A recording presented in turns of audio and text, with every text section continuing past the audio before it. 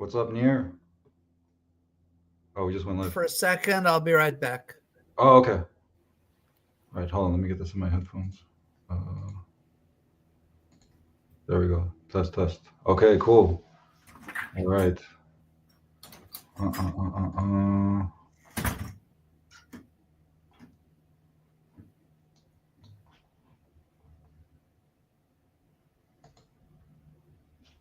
We got. What is this? Oh.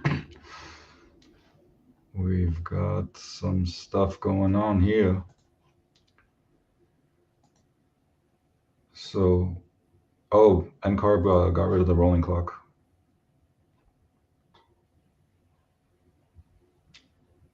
Which is a big deal. I mean, when I took those licensing exams, there was a rolling clock. I had to pass all of them within 5 years.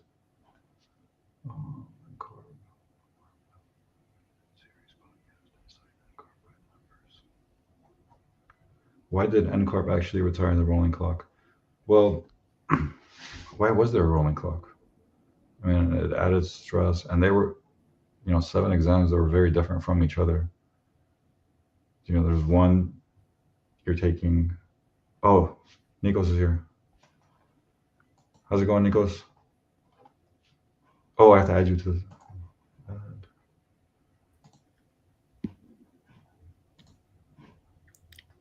How are you?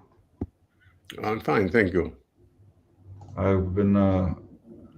Oh, so I changed the link to this one in the description, which is your new article. And I've been looking at these sketches. It seems like in all of the cases, the one on the right would be more desirable. Yes, that's correct. Okay.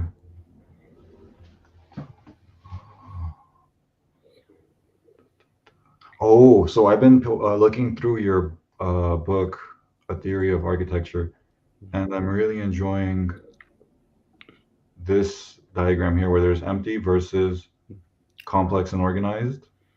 Yes. And then complex and disorganized versus complex and organized. Yes.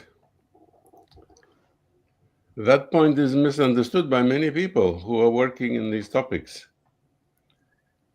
Because the problem is two-dimensional mathematical problem.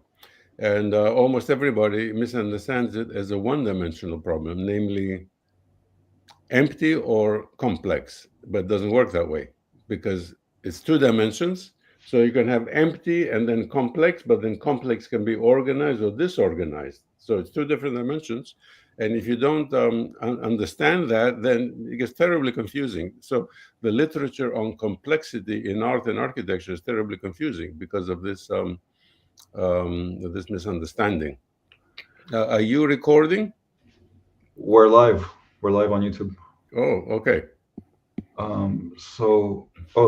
Let's make sure that the video is streaming. I haven't double checked. Well, make sure it's recorded. Live. Let's see. Wait a minute. It says it says there are 3 people watching, so I'm sure we're actually live. Yes, but is this being recorded? Well, we can download it from the live stream afterwards. So I can. Oh yeah. Oop. So yeah, we're live. We're live on YouTube. I mean, if you'd like, I can download the video afterwards and send it to you. I don't want it. No. To make sure that we are recorded. Yeah. No, we're live on YouTube, and the video is gonna live on there. It's gonna stay up. So okay. No, I know this. Who is the second person? Oh, that's Near. Near is in here. Oh, he just said give me a minute, and he stepped away, but he said. Okay, no problem. So I would have also misunderstood this before having these conversations with you because, like I said before, I was familiar with your work for over a decade, but I was kind of reading it into stuff like this Zaha Hadid building, which I think her forms are interesting, but I would have read this as organized complexity. But it's not organized. Yeah, I see that now. It's very mildly organized, but it's missing the fractal scaling. It's mixing the multiple symmetries. There is a continuity. That's about it. And Morphosis, who I'm a fan of. The founder is an architect named Tom Main, and again, I would have labeled this as organized complexity, but I see It's it now. not. It's not organized and it's not complex. Well, you see the articulation here. It's not like modernism. It's not like straight modernism where ornament is a sin completely and everything is blank, like it is with Yeah, but Mies look. or This is Corbu. useless articulation because it is not. It is not creating structure that you connect to. It's creating intellectually interesting substructure, but it's not. It's not symmetrical in a way that you can connect to viscerally. It's intellectually slightly interesting.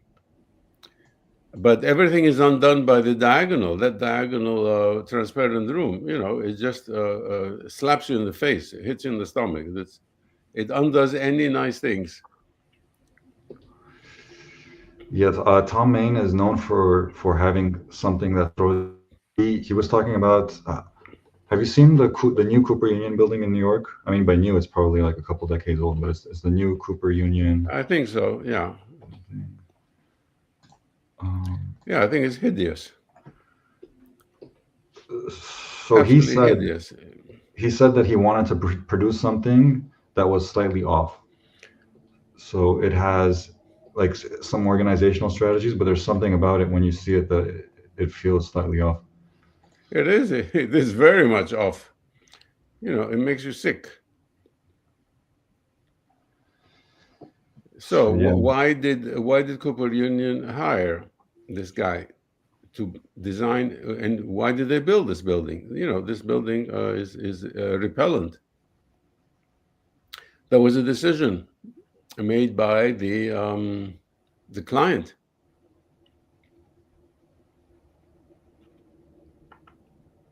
If it's anybody's fault, it's the client's fault. Yeah, and then when we go into which we've talked about, but we haven't really shown Louis Sullivan. So now I'm starting to see what the full articulation of the organized complexity would be, and it's pretty mind-blowing. That's it. Yeah, it's pretty mind-blowing. Where's this building again? Go back. Show me the arch. I have a story to tell you about the arch.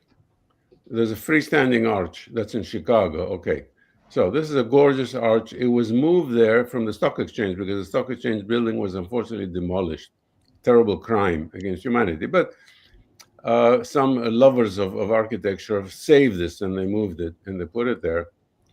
And Renzo Piano designed and built a new art museum, the extension to the Chicago Art Museum, that totally obscures and disrespects this arch. Okay, this arch is worth 100 times more than the entire Renzo Piano building. And Piano just, brought his building right to the edge of this beautiful arch, and it is a sign of disrespect, and as well as a sign that Renzo Piano doesn't understand the quality and the genius of Louis Sullivan. He just thought, it was just a piece of junk sitting there on the lot, and I'll just bring my building right to the edge. Is this Whereas an architect who understood architecture would have turned the museum around the arch to emphasize the arch, to pay homage to the greater architect.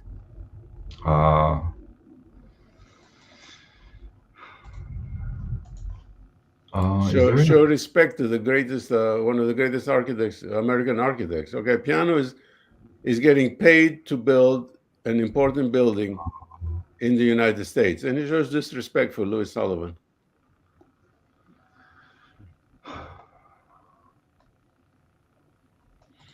But let's move on to more positive things. Yeah. You told me you had a purpose in today's webinar that you wanted to address. Yes. So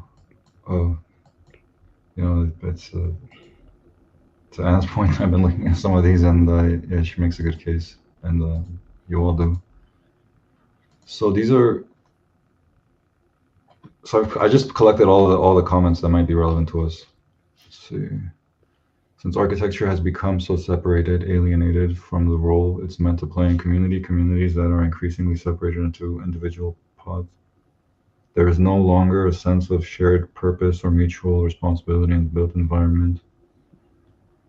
Eisenman may feel that like the appropriate response is to express that alienation and contamination, and like Alexander says, he has a right to do so. The fact is, Eisenman is not some guy, and he plays an inflated role in the establishment that creates and profits off of our continued isolation and discomfort, increasing the discomfort to such levels that we have become numb to find homeostasis, which then makes us more manipulatable and usable as disposable mechanical parts, so to speak.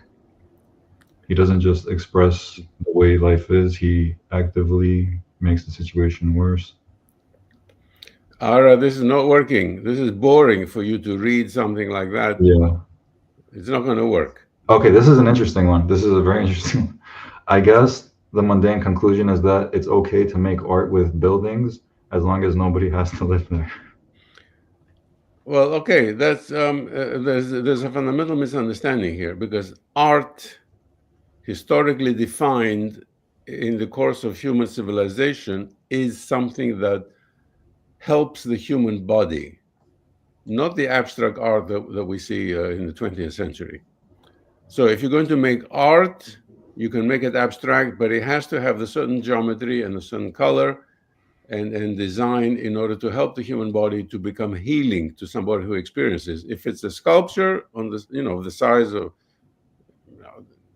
something that sits on a tabletop, or if it's an entire building is an artwork, it has to have healing qualities. This is what art means for 1 million years, since the cave dwellers, our ancestors. Instead, what this person is referring to, you can make something art because it is abstract, it is useless. Yeah, but if it's repellent and if it's creating anxiety, it's not a good definition of art. It is the accepted 20th century definition of art. But that does not help humanity. It does not help the community of people who have to experience that. And I know this goes into the art world, but the art world is totally corrupt and putrid, because people produce artworks that are disgusting, and the world accepts such a thing. But if you go back 1 million years, art had a very specific purpose up until very recently. I saw something recently, I don't know if it's true or not, but it was talking about Jackson Pollock. And I've in the past, when I looked at Jackson Pollock's work, I've been a fan and I thought it was super interesting. But I saw something where the CIA kind of boosted Jackson Pollock's work and made it seem like it was more well received than it was. And as a result, it did end up being well received because everyone else was like, oh, we like this artist. And then it had something to do with the Cold War. Like America wanted to push an artist that was not technically super skilled in the traditional sense, and it would throw Russia off with thinking about artwork in general, which is crazy. The CIA had a big budget working through the Museum of Modern Art and the Rockefellers who were involved in the CIA in order to promote anti-representational, anti-traditional art and architecture. And Philip Johnson was part of the architecture part of the Museum of Modern Art. And the CIA paid these artists to work. Since all of these artists were communists, they thought they were getting a grant from some independent society, but it was CIA money going to pay these communist American artists, who thought they were being recognized for being great artists. No, the CIA chose anti-representational artists to boost them, to sort of have a cultural war against Russia, because at the time, communist Russia was promoting socialist realist, some very beautiful artwork, and also some very bland socialist realist art that's pretty bland and totally uninteresting. But the Soviet Union was promoting traditional art, and the CIA was bent on opposing that. But the same thing happened with architecture. Yet the architecture files still have not been opened. Oh, So really? we know that people were paid. People like Bruno Zevi were paid directly by the CIA. He was living in New York, not in Italy. Wait, who was paid directly by the CIA? Bruno Zevi, the architect, the Italian architecture critic, in order to write anti-traditional articles and books, which he did. You know, Bruno Zevi was a fierce polemicist against all traditional and classical architecture. And and the CIA paid for and sponsored traveling exhibitions of American architecture that was just totally modernist. So they had these exhibitions that would go from American embassy to American embassy all around the world to promote minimalist, modernist architecture. And this was heavily funded. Bruno Zelli? Zell? ZVI.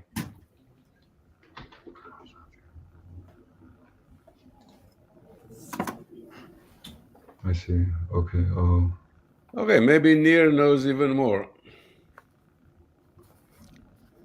Oh, Bruno Zevi, very nice Yeah. guy. Very I nice think he guy. passed away, didn't he? Of course, yeah, a long time ago. Yeah, I met him. He was at the Technion when I was there. Really? Yeah. Yeah, so I told Ara that I thought Bruno Zevi was a CIA agent on asset. that was paid the regular wage when he was living in New York in order to write the scathing articles condemning classical architecture. Do you really think that? It's documented. That he was a CIA agent? Yeah, he was paid by the CIA to write scathing articles condemning classical architecture. It was part of the CIA movement, the culture war. Where did you find that? What? There's a book by Saunders, The Cultural Cold War. What do I know? That's crazy. Yeah, the Cold War was cultural, not just, it was like not a physical war. And sorry. That is so insane. I didn't want to interrupt you because that was super interesting. I don't really know much about that topic. You know, I thought maybe Nir. I need to look this up. You know, this is one of those things. So I was telling Ara, the Cultural Cold War, a book by Saunders, details the art world, how the CIA financed all these communist American artists who thought they were being paid by a charitable foundation because they were so great. No, they were mediocre, abstract artists that were promoted by the CIA in international shows in order to try to fight against the Soviet Union, which was at that time promoting very nice and sometimes mediocre representation of classical painting and sculpture. But the same thing was happening with architecture, and I was telling Ara, the files have not been opened yet for the architecture. The CIA was financing international shows of American architecture. Yeah. Sorry. Yeah, so I saw that about Jackson Pollock. What's Saunders' name? Oh. Saunders. Saunders. The classic, the Cultural Cold War. Yeah, I read about it. That's a book. That's a few years old, and there are several articles since then. You know, people have started to dig into this. Yeah, I never read it. No, it's not classical. Oops. The cultural Cold War.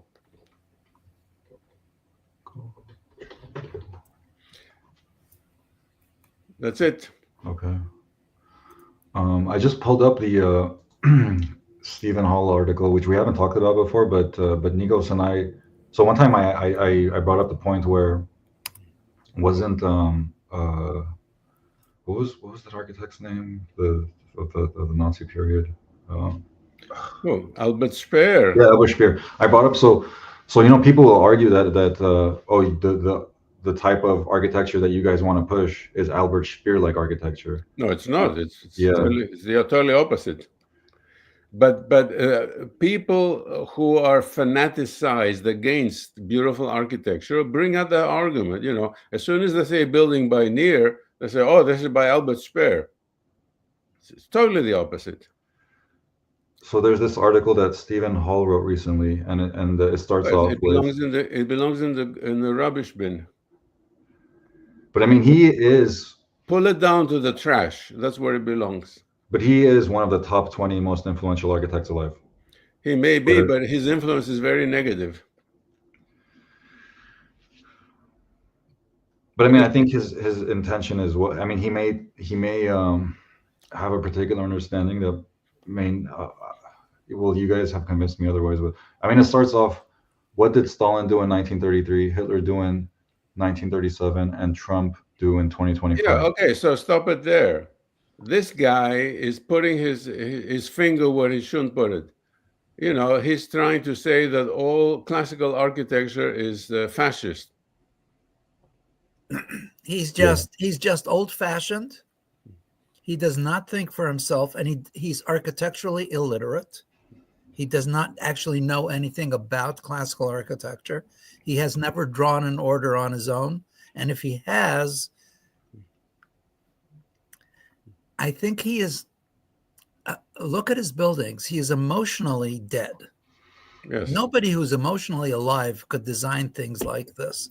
He is some sort of an intellect who has risen to the field through his intellectual capacities, certainly not through his heartfelt anything.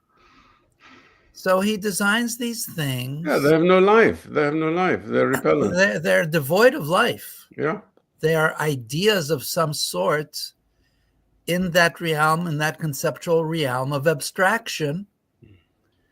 But life doesn't recognize abstraction. Life is about experience, and there's nothing abstract in your experience. If we take away the last, I don't know, however many thousand years of architecture, and we start with Le Corbusier, do we see Stephen Hall as like an improvement over like the Corbusian boxes? No, because Corbusier gave rules for removing life from buildings. Stephen Hall applies the same rules to remove life from buildings. There's no improvement. Yeah. A bad product and similarly bad product. So I want to bring up a screenshot. This was on CPI's Instagram page. And No. I don't want to leave this topic. Oh, which one? Oh yeah, I don't either. The topic that you started. Yes. Okay, Stephen Hall has made buildings. He has a name. He's made a lot of money. He's regarded in architectural schools. He's regarded in the architectural press. What business does he have to try to totally bury classical architecture by equating it with Nazi architecture, which is just an outright lie? He's acting here as a propagandist. If you act as a propagandist, you are getting involved in nasty, nasty stuff. Okay? If he had just kept his mouth shut, enjoyed his fame, but no, he did it or somebody told him to do it to get involved in this. I was looking at recently the statement that the AIA put out in response to the Trump administration's statement that they wanted government buildings in the U.S. to be beautiful, traditional, classical. So I went back and looked at the statement that the AIA put out, and they didn't actually condemn traditional or classical architecture. What the AIA said was, this should be left up to the local authorities. We don't want a national decision. But if there is a national decision, I could see it being beneficial if it's like a guideline, but not a requirement for the local jurisdictions. So I think the statement the AIA made was not anti-traditional architecture. I want to poke around more at the Stephen Hall article. Look, the AIA played a bad role in this because the AIA was also very biased in it. Not as biased as this ridiculous propaganda article by Stephen Hall. but still biased. The AIA should let the client choose what sort of architecture they want. Yeah. Okay, you keep showing here our friend Justin Shubo. This is Justin Shubo, who was involved in the guidelines for beautiful federal architecture. Oh. Yeah, the He guy with the actually beard. was pushing this with Melania Trump's group in the White House. Trump never saw it. He doesn't really care about this or anything else for that matter. But this was pushed by Justin Shubo for years now, since before the previous administration. It could have been resolved using the GSA guidelines, just changing something like 3 words in the GSA guidelines. You don't need to have a whole executive order for this. But they wanted to go that route because I think they needed it for, their political egos, and they did. So as many things, it has brought more divisiveness and more modernists to stick even closer to their guns and be less open-minded. There's a I quote in don't this. think there's any reason for us to relate to any of this stuff. But CPI look, does not deal in politics. I can't speak to it. Architecture should not be political, but I brought up the name because you kept showing Justin's picture. The order went out to the architectural establishment. We have to destroy Justin, and everybody just went out. Don't you want Michael Diamant here? Wait, he has a link. He was emailed the link. No, he asked, when does it begin? He doesn't know that I it's on. responded. I responded Okay, with the time. Oh yeah, for sure. So there's a quote here that Stephen Hall wrote that I think we could all agree with, even though we all might have a different understanding of it. He wrote, "Architects should take up a focus like that of President Kennedy and resist the backwardness." So look, that doesn't make sense. Stephen what's backward about, Yeah. the fact that he calls it backwardness? Yeah. It's bullshit. Listen, Yeah. there's absolutely no reason. I wouldn't bother with this crap. okay. It's absolutely meaningless. Thank you, Nir. It is meaningless. It's and pure it's propaganda. only there. It's only there as a distraction. What's really going on is that the political stuff is happening the way it's happening for its own purposes, and everything else is a distraction. And we shouldn't be engaged in nonsense. We're too old for that. Well, actually, I would disagree with you, Nir. We're old enough to be able to bring some sanity into this. So it's good that we're talking about it, because young architects are a little disoriented. They will read the article that Ara showed and get excited, not recognize that it's pure propaganda. So Ara is showing us this horrible, horrible building by Stephen Hall. No. This building is by Morphosis Architects. It's by Tom Main. Tom Okay. Main. Yeah, Tom Main. No better. They're really something, and they do this. I love Tom Main. He's a great guy. Yeah, he's very. But his and when he stuff talks, isn't, he's selling all this stuff as something, and it looks really, really great to the adolescent brain, But that whole modernist state of being is an adolescent state of mind. So what about the sketch with the massing? So this is the sketch that led to the building, looking at it from an aerial view, and it's quite different from the end product when we look at the sketch. I mean, it is the massing that's embedded into the end product, but this initial sketch can be articulated in any number of ways, and this can you're trained in looking at this. Yeah.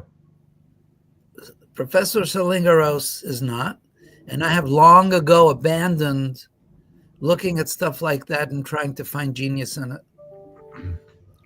Well, I'm really sorry. I find this the Emperor's Clothes. This is not an architect sketch. This is some kind of a wannabe artist kind of a sketch. And God bless, is the outcome beautiful? Is it good for people? No, it's not. Do people love it? And if not, why should I attend to it? So I mean, I think it is. It's in pencil and it's looser, which Tommy says himself he does. Like he draws in pencil because it's looser. And Nico's sketches seem to be in ink. But I've been looking at them in the context of this Nico's sketch, which is Ara, please yeah. don't compare my sketches to Tom Main's sketches. Tom Main's sketches are smudges. They don't explain anything. Honestly, I think they're beautiful. But I mean, Okay, all right. This is completely. That's your preference, and we accept that. We're not saying No. that. I'm going to get upset with Ara. This is completely totalitarian. You were talking about Albert Speer. This is completely totalitarian because somebody sits down and makes this smudge and then says, I'm going to build this into a museum and force people to experience this as a building. Well, what if this drives them crazy? What if this makes them anxious? The architect doesn't care. He just makes a smudge and then forces people to experience this. Smudge is a huge building. That's totalitarian. but I mean, okay, seeing this large piece here, which we see as a Show smudge, us this with the building. I mean, okay. With the building, that piece would be. Let's see.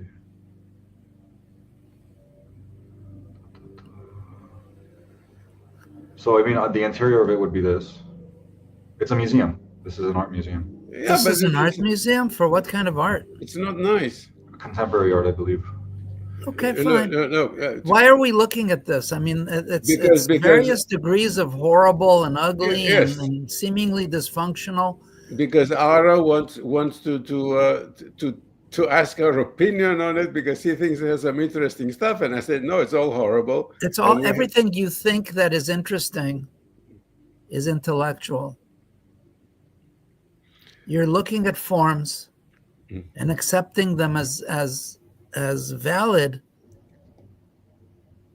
but not looking with your eyes. You're looking with your intellect. And there is a backstory to this. I think this was financed by Ross Perot, right? This is the Dallas Science Museum, financed by Ross Perot.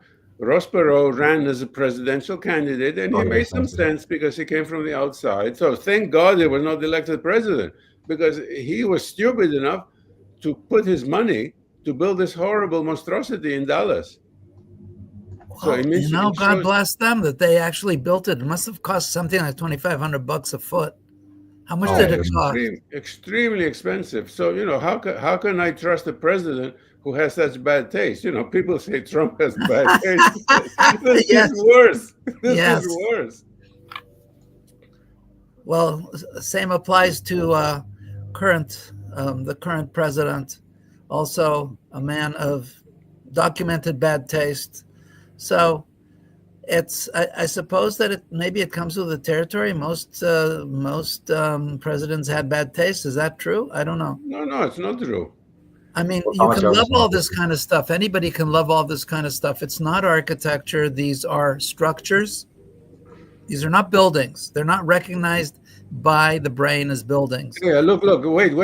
Go back to this. Okay, so this is the parking garage that has suffered a terrorist attack, so the corner of it has shifted and is about to fall down. Okay, so somebody actually paid to build this thing? Yeah, they did. And a committee approved of it. And, and the client paid a lot of money. This Peter Eisenman building, he actually talked about it when he was on Charlie Rose. He said, I wanted it to look like an earthquake had shaken it up. And there was a bunch of things on that. What was it? What's the thing at the airport that the luggage goes on? Yeah, the rotating the conveyor belt. Baggage conveyor thing, Yeah, he said he wanted things like pieces on a conveyor belt moving around, and then they come together and then an earthquake shakes them up. What is the, aside from speaking to very young architecture student people who are not fully formed mentalities, what is the benefit of any of that conversation? I'm wondering. I'm asking you. We're listening to it because we have to listen to everything for the illusion of being open-minded? Why are we doing this? Yeah, that's the thing. Like, we aspire to be successful in our field. So we look at who are the most successful in our field and we listen to what they have to say. And it's like we kind of emulate things off of them, because when we look at the most successful architects, we come across Peter Eisenman, Tom Main, Zaha Hadid, and Stephen Hall, and a handful of others. And these are the names that come up of contemporary successful architects. So we just dig into what they say. What do you mean by successful? That's a good question. What do you mean by architect? What do you mean by contemporary? Give me definitions for all these things, you know? Are they really architects, or are they simply practitioners of a narrow aesthetic spectrum that produce structures in that narrow aesthetic spectrum alone? So I see why this type of thing is not successful at all. Maybe at the time it was a worthwhile experiment, but I see why it's not. Wait. Ara. Nir asked you some very important questions. I want the answers. Don't switch the topic to this madman Le Corbusier. So I hadn't really looked much at classical or traditional before these conversations.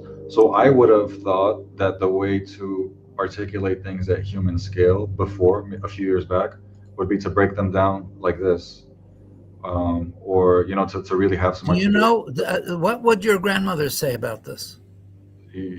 That it looks insane. Okay. Yeah.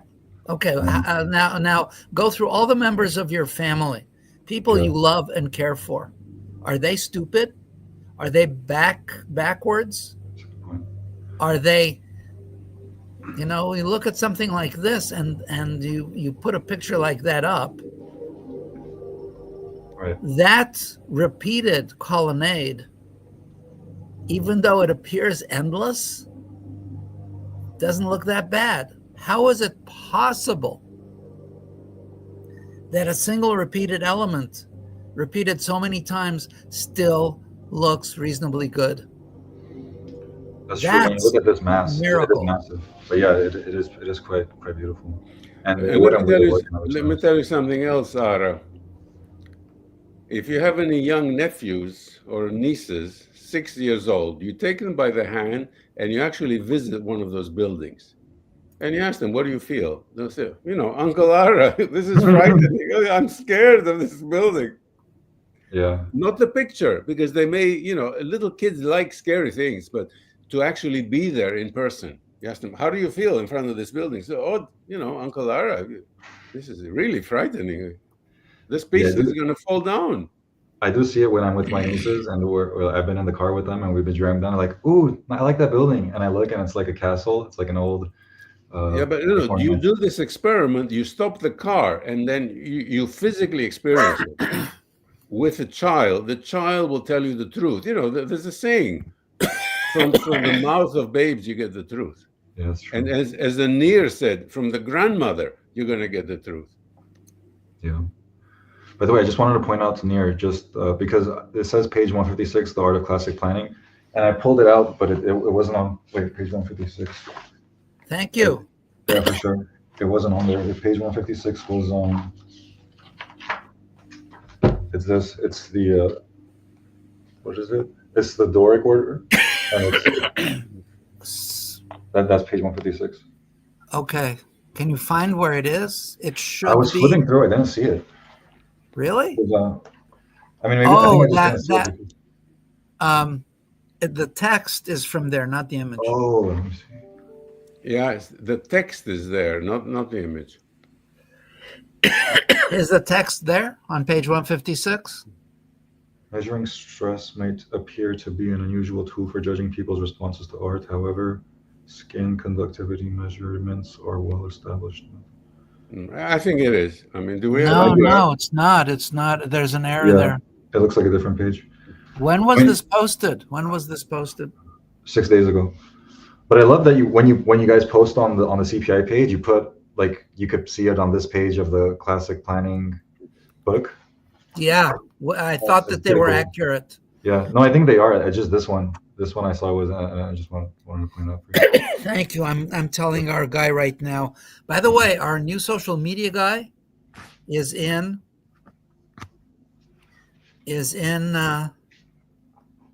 LA. He's in the Valley. Not nice. far from you. and Oh, you ought cool. to meet. You ought to Hey, meet look, him, and I think you'll have a good time. He's a funny guy. nice.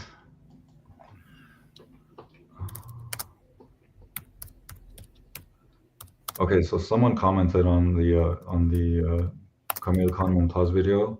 Please allow the professor to speak without interruptions.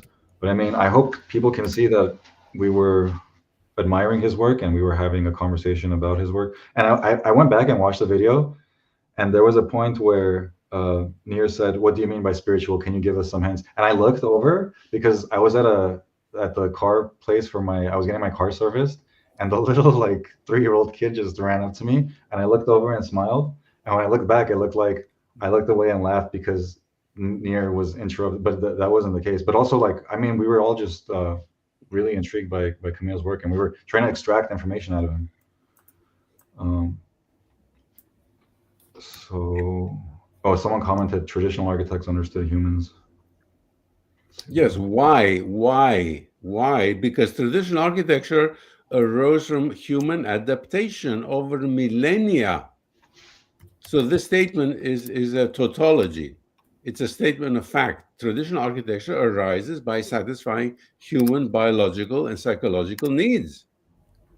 And when you look at it today in the context of contemporary architecture, it seems like a shock, a shocking revelation. Well, no, it makes sense. This is what traditional architecture is. Of course, they understood humans.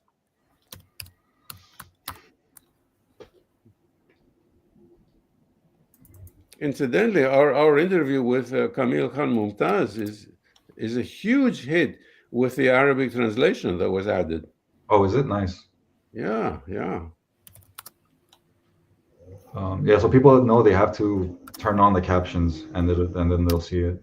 But yeah, it wasn't like physically embedded into the video. Well, there are two versions. Okay, one is the English version, and the other one is the one with the Arabic captions. Here, this is an interesting comment. Until we have the money and the influence, we are at the mercy of minimum standards and what developers or markets are willing to bear. I don't agree with that at all. We can make minimal adjustments to our living environment to make them more human with very little cost. Okay, if you have the budget, fantastic, you can make something really great. But the brainwashing that has occurred in the public forbids the ordinary person from painting his or her kitchen red.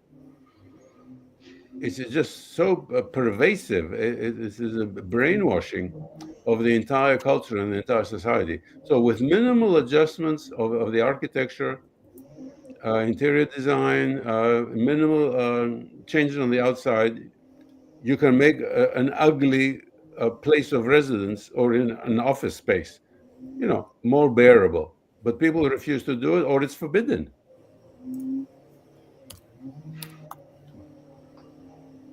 Oh, someone commented, "You're doing great work. I'm watching the videos on YouTube." Oh, this one. So someone said, "I don't see what you're trying to explain with the application of fractals in architecture." And I was watching a video on CPI. I think that It is on page 156. I don't know Is what it? you were looking at. The text is on page 156. Oh, the text is here. Okay. Oh, I'm sorry, my mistake. Okay. All right. Thank you. Thank you for this. At least we cross-checked with. Yeah. Okay. All right. Okay. Good. Okay, Excellent. So okay, thank this you. Thank you. Thank you. Oh, my Thank you. pleasure. My pleasure. I'm glad it was on there. And there's nothing. Me too. I would have ripped out my hair. Because I think that's awesome. Because when I see the Instagram post and then it says this page of the classic planning book, and then I pull it out. Yeah, we're very really careful about that. Gee, mani. Okay, this is one of the brilliant sketch by Leon Krier. This is a Leon Krier sketch? Yeah, this is a Leon Krier sketch, one of the world's greatest living architects. I was wondering because I didn't know who to attribute this to. No, this is Leon Krier sketch. It's brilliant, and it does make the case. And then, so I put this up when someone said that they didn't understand the application of fractals in architecture. And I showed this I used your vocabulary, Nikos, to say that it provides both articulation at the intermediate scale and then the zoomed in articulation when you get really close to the building. Exactly. someone commented again saying, "This only works in line drawing. Now show the beauty of the sky reflected by glass." Nah, it's ridiculous. That's Oh, ridiculous. that's really stupid because you do Yeah. not see the sky reflected as glass almost ever. But actually, the real answer lies in fractality and vision. And remember, I showed you the picture with the 3 lines. All the eye sees is sets of lines. That's all the eye sees. And when they are at proportional distances from each other, you get an experience, an aesthetic experience of beauty. And you need a minimum of 3 sets of proportion, like a tree: leaves, branches, and bark. 3 sets of fractals. Yeah, leaves, tree, bark. Yeah, and I love that about the tree analogy too, the fractal tree. Oh, here is Ludwig. He wanted to join us, but the time difference is too big. Yeah, we missed. If we argue for ornaments on the basis of mental health, as I often hear Nikos and Andu, it seems to me we stay in the modern paradigm of functionalism. Well, there's nothing wrong with functionalism, because if you do something in the geometry like ornament and it helps your mental health, you're making your building better for the user. Okay, so you're paying to erect a building that's good for your health. What more do you want? Function and ornament are one and the same. They're not separate. That's the modernist lie, that they're separate. No, function and ornament are one and the same. That's true. It's like the more deep you go into these, it comes back around. And it's like one side argues for conceptualism, and then you see conceptualism is actually a feeling, and then one side argues for feeling, and then you see the feeling is a concept, and it's like it just goes around. You see the ornament has a function, and it's really crazy. So to get back to Ludwig, who's a brilliant guy, there's nothing wrong with functionalism, but there's something wrong with the way the word has been misinterpreted. The building has a function. What's the function? To contain whatever you're going to do there. You're going to live there. You're going to work. It's a bank.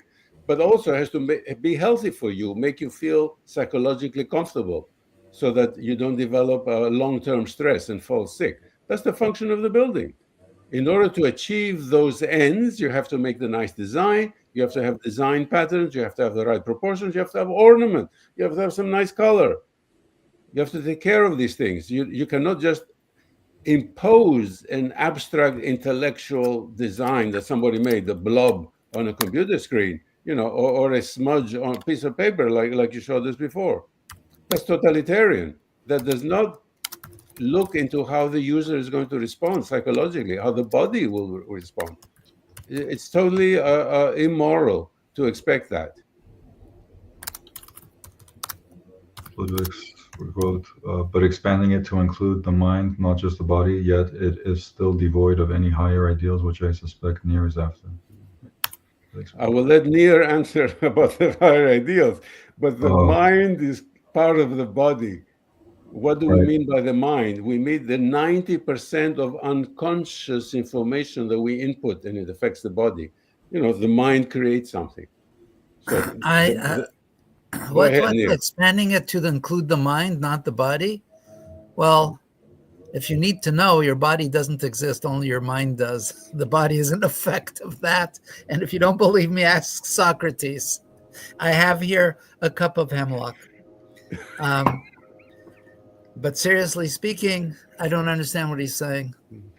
Yeah, I'm not sure about this one either. Be nice to Ludwig. He's one of our friends and a great guy. So Ludwig...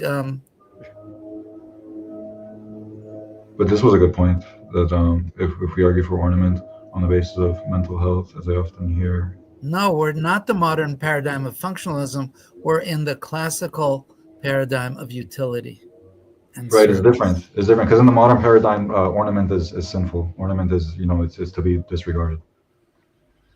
Right, but the modern paradigm of functionalism is itself a lie, because you never know whether it means that something like a building performs as such, whether you can have activities occurring within a building, or that it merely has a utilitarian aesthetic to it.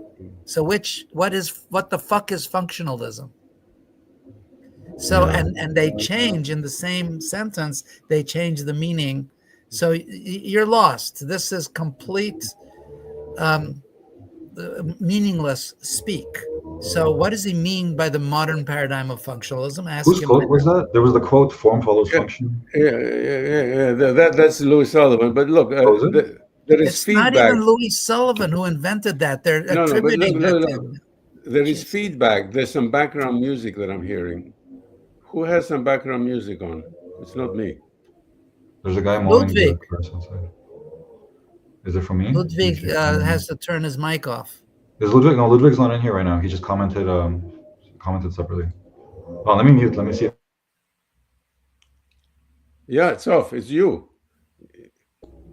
Oh my goodness. Yeah, it's a guy mowing the grass outside. How about if we use Zoom? This looks like a not as effective. Really? We can't. No, Ara prefers it because it's better for his editing. Yeah, it's easier, faster. But so. Okay, all right. Well, there it is. Maybe you have noise cancellation somewhere in your settings. Yes. Wait, my audio is bad? There's a your audio is beautiful. Music. It includes everything in the world around you, including people burping on Broadway, downtown LA. My mic is too loud. That's what it is, huh? I don't know. Maybe it should have noise cancellation. Let's continue. We're wasting precious time. Yes. Don't say we. I'm wasting precious time. At least I made you laugh. So I think I'll just try to be more. So it's picking up maybe even my mouse moving on my table and everything. Yeah, most of the comments are positive and agree. There are just a few that disagree. How about if you counted the positive and agreeable ones versus the nonsensical comments from modernists, and then those guys wouldn't be reading this if they weren't kind of classicists, in the closet. No, look, I have a suggestion. I think we're wasting our time unless Ara picks carefully stated questions, and then we can answer the questions. Now, our friend Ludwig asked 2 questions, and we answered the questions. But looking at the comments after the videos is not very helpful unless you Ara identify some nice, interesting questions, and then we'll be happy to answer them. Okay, so someone commented. When Nir said that Christopher Alexander was inadequate, someone commented, "I think this guy is right about Christopher Alexander. CA had some good insights and some successes, but I feel like he never really figured it out." And then someone commented saying, "Yeah, okay, so you have me here. I worked with Christopher Alexander and think he was a great genius. So I disagree with Nir. So there's nothing to answer. Nir is entitled to his opinion." Nir is entitled to his opinion because Nir is a great architect. He designs and builds fantastic buildings, so he can have his opinion. I have the opposite opinion, and we're still friends. We are, first of all, friends and very dear friends.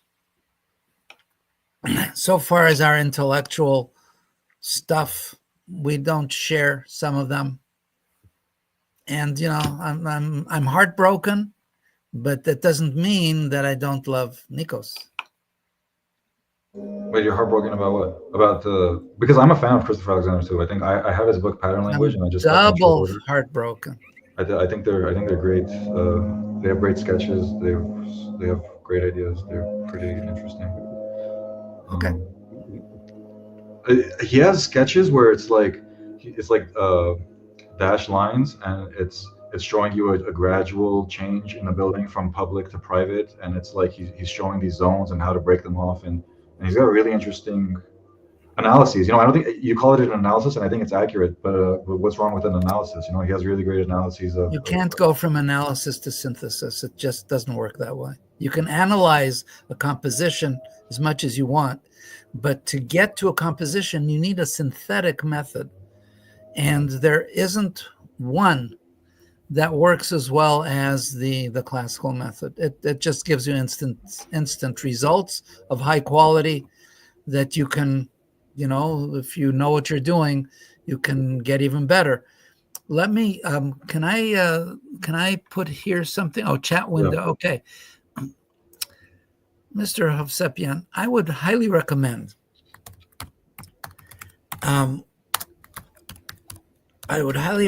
that you get this book, Classical Architecture by James Stevens Curl. I'm going to put the link to it, the citation to it.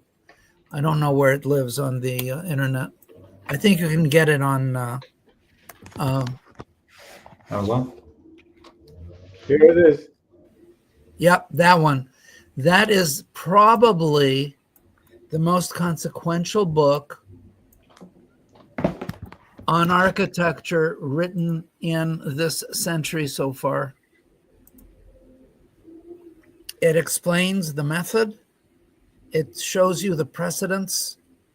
And if you're a designing architect, yeah. Yep, that's it. You want to know it by heart. And I'm thinking of getting Professor Funes.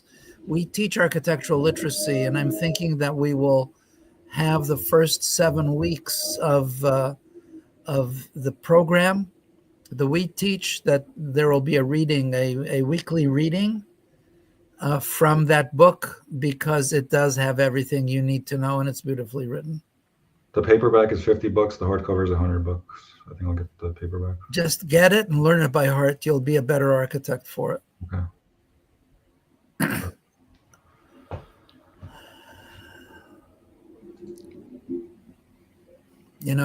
I just wrote a book review of it, and I realized what an extraordinary work this is.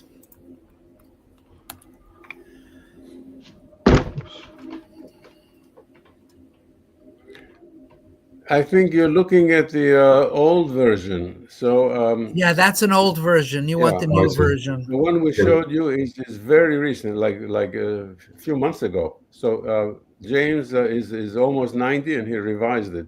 Oh wow!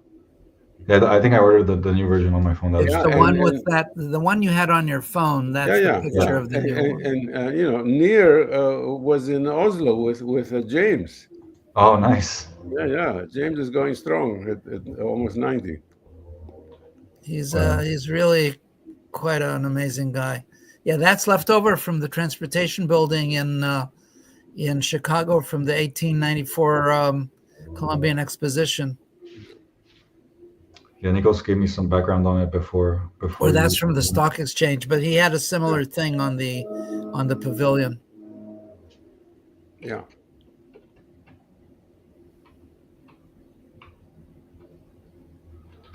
So yeah, this. Hall is really Hall and what's the name of that? Rem Koolhaas. They are. Yeah.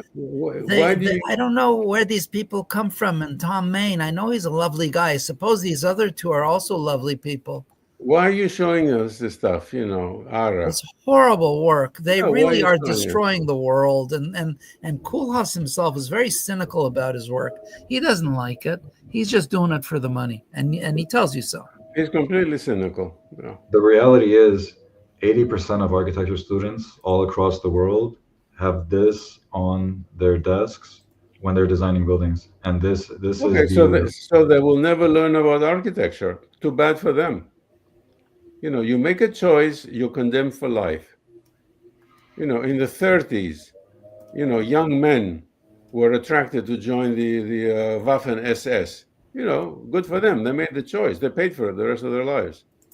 Either they died on the Eastern Front, or they became prisoners, or they had a change of conscience and realized what they did, when they were in their 60s to their 80s. Well, it seems Nir was also trained as a modernist, but then later kind of came around to it. And same with me, that my education was more exactly. But not everyone has the strength of character that Nir does. Most of today's architecture students will just follow the leader and don't think beyond that. So they're stuck the rest of their lives. That's too bad. It is a crime that the architecture schools are doing. But if a student is not independent enough to think otherwise and to discover what architecture really is, you neglected to answer Nir's questions about certain famous contemporary architects. The first question he asked, are these really architects? You never answered that. The answer is no, they're not architects. They don't know anything about architecture. They make statements. They know about public relations. They know how to self-promote, but they're not architects. After having eradicated from the knowledge base what is architecture and taken the name over for themselves, it's like the Nazis calling themselves socialists, you know? National Socialist something. It's just, it's just a mockery.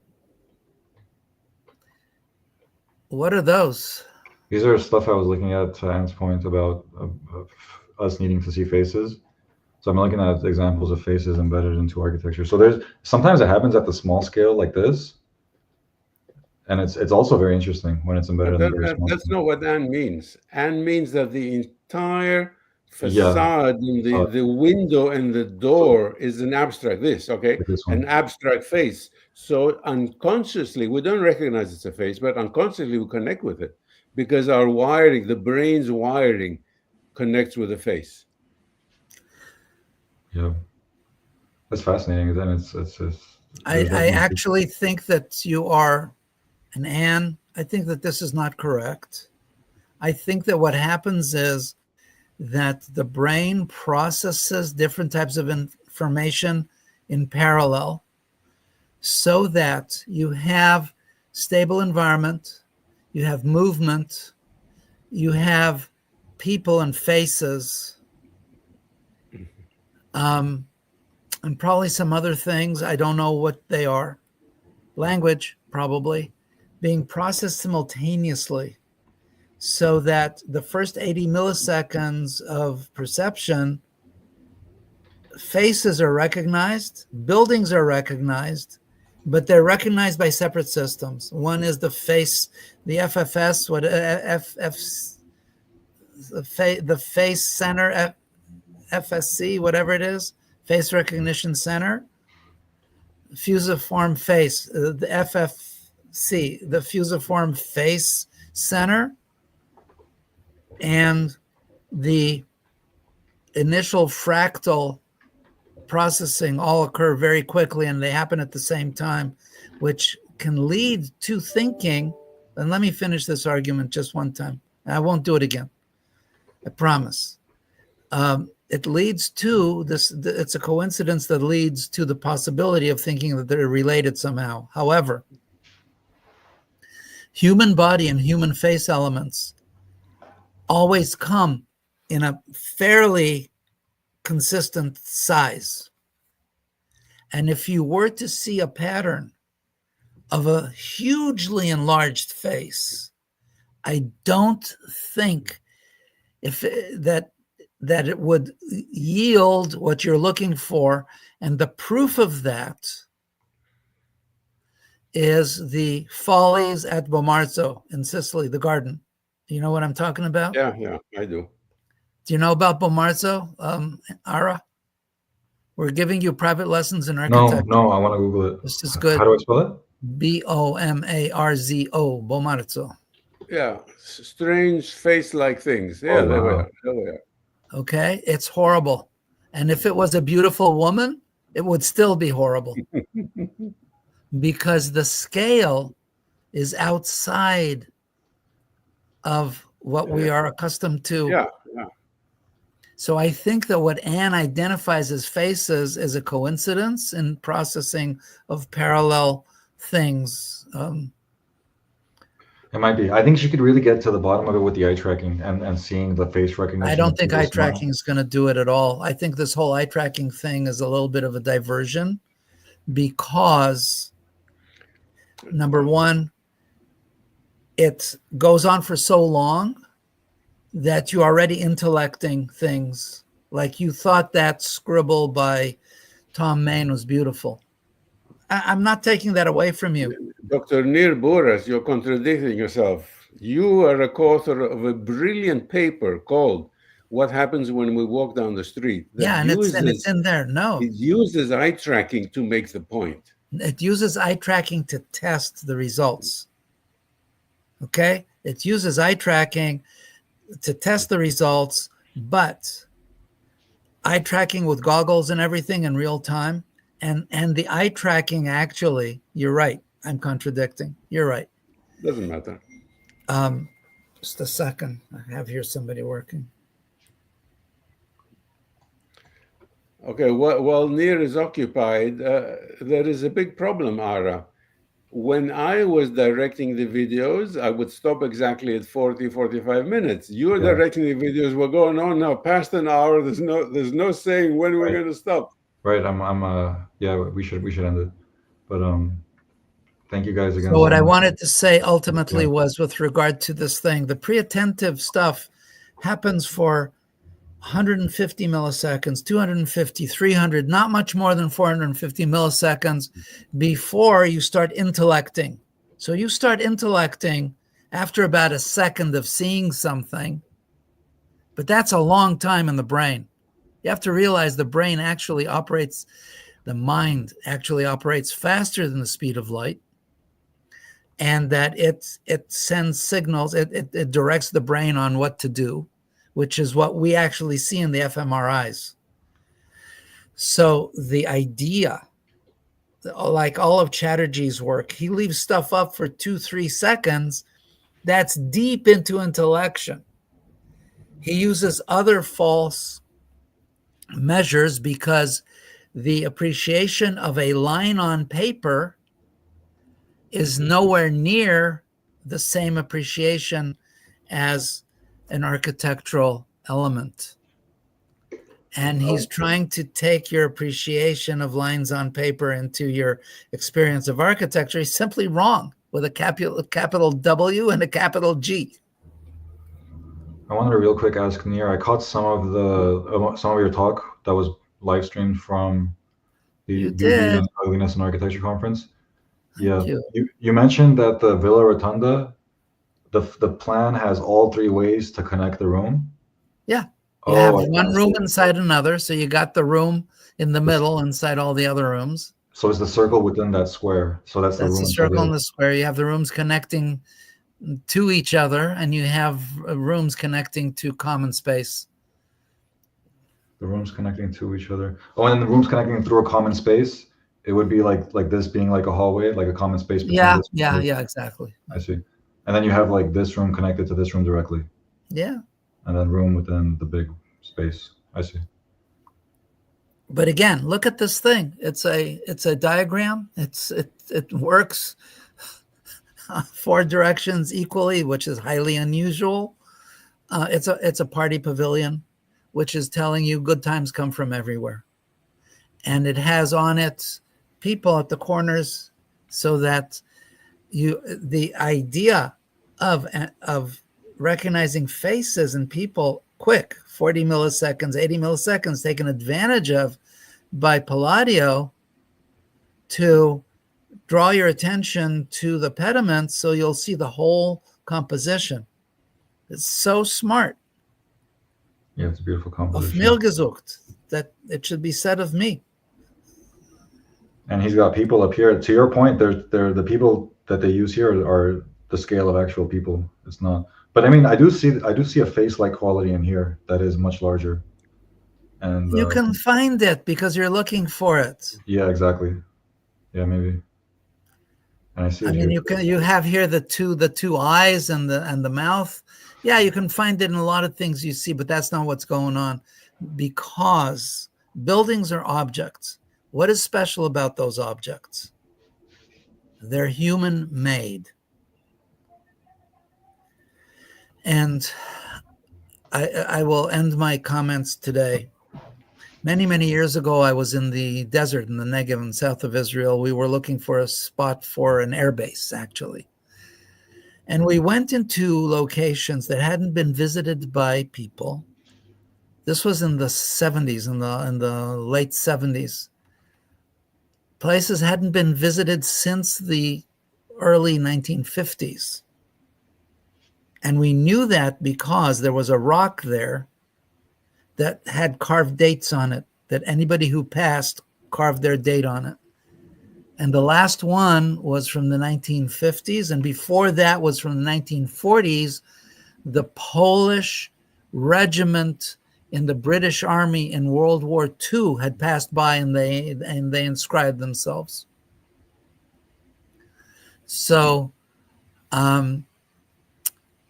we went with an archaeologist, we went with a Bedouin expert, we went with a person, ecologists and everything, geologists. And driving around, walking around, I suddenly spotted a straight line of stones, which you just don't have there. Yeah, it seems like early societies, they had a thing for organizing stones in a certain way. Like even at a massive scale, where it's like, well, how do they do Stonehenge? There's one similar in Armenia. It's very similar to Stonehenge, but I mean, There are it's a lot of henges around the world. There's one in the Golan Heights. There's lots of henges. The straight line business, I asked him, what's that? And he said, it's a Neolithic burial site. Whoa. The straight line is uniquely human on this planet. Yeah. And even more so, because you have a lot of stone that cleaves in straight lines, all that stuff. Even more so, the right angle. The right angle occurs in nature only in two things. I think beryllium and salt, right? And there you can't see it. It's microscopic. I think salt crystals show up as square, as cubic. I think. I don't know. So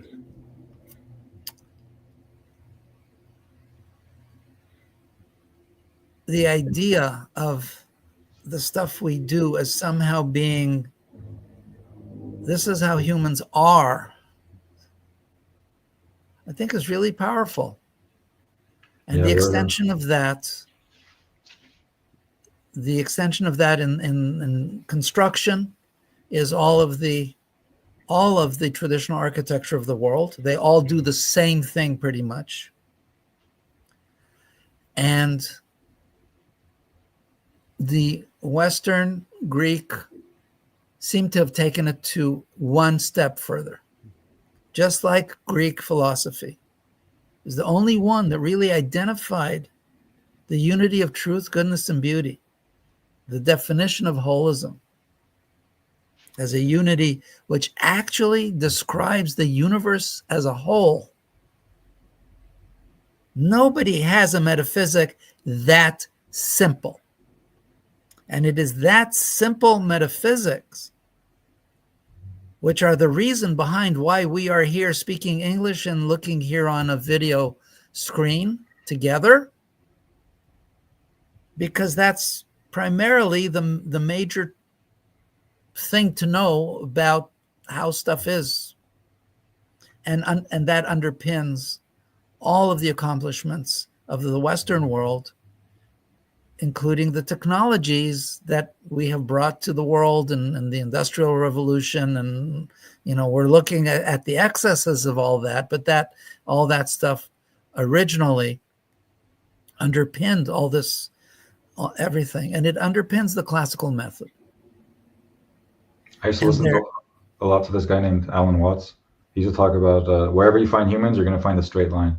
And he was saying that, even in a place like San Francisco, where you have all these hills, where the most efficient way to organize space might be winding lines, they impose the grid right on top of it. So you have all these massive hills and you have these grids imposed on top of it. So it's like these steep roads, and it's pretty fascinating. Well, that's copying the Greek mathematician Hippodamos. The hippodamic grid is the rectangular grid.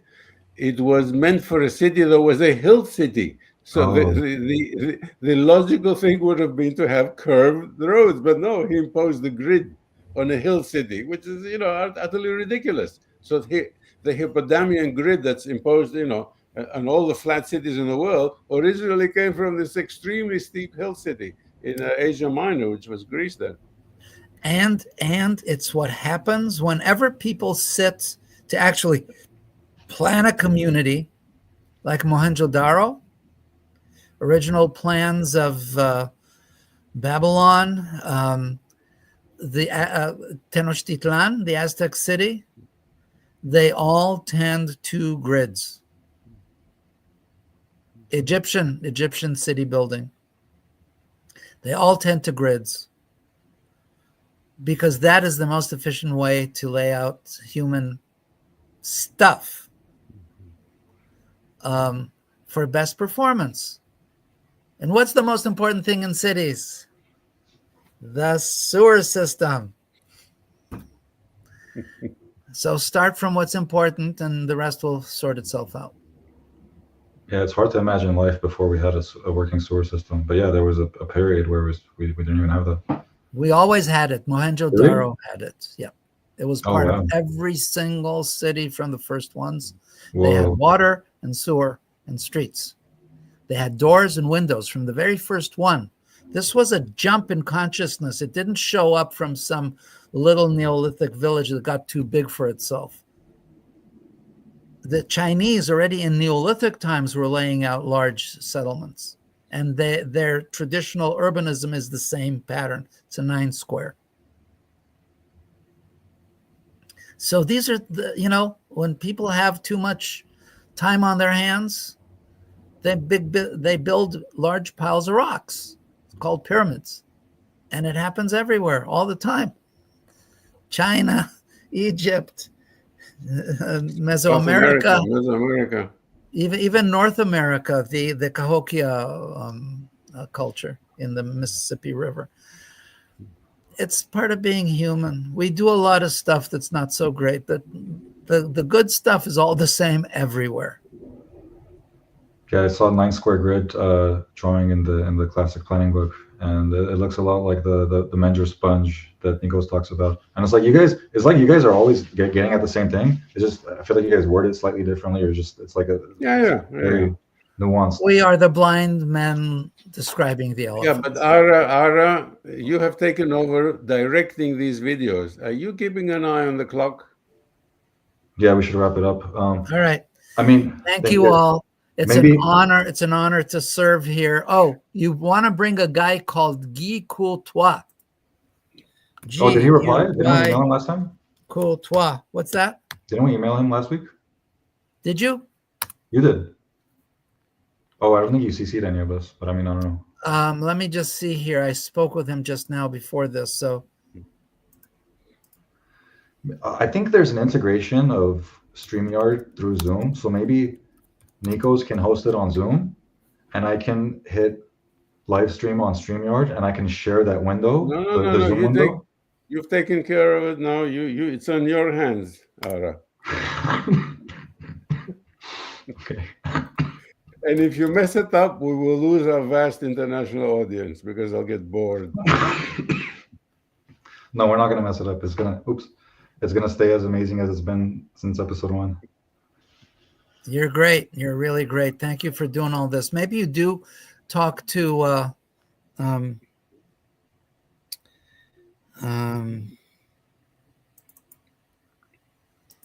so I gotta either. Did you go through all your 25 things? I'm gonna send now a new email to Ara Hovsepian, Guy Courtois.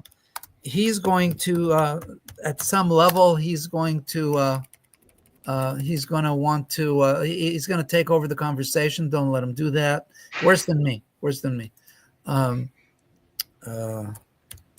Nikos Alingaros and Sussman.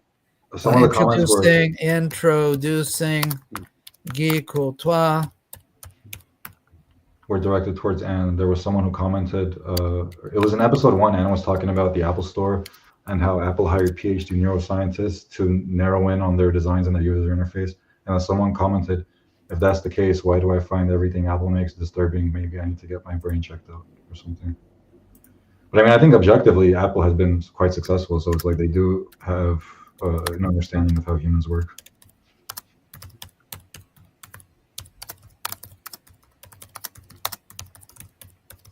All right. Should I how Okay. to end the live and stream? And stream. How do we end this?